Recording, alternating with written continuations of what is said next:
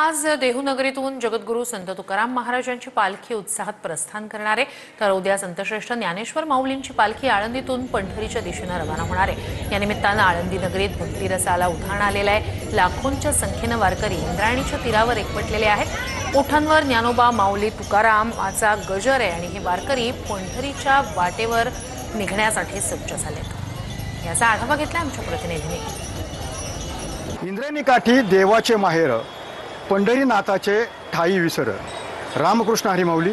आज संतश्रेष्ठ जगद्गुरू तुकाराम महाराज यांचा देहू येथून पालखी प्रस्थान होत आहे आणि उद्या आळंदी येथून संत ज्ञानेश्वर महाराज यांचं पालखी प्रस्थान या ठिकाणी होणार आहे।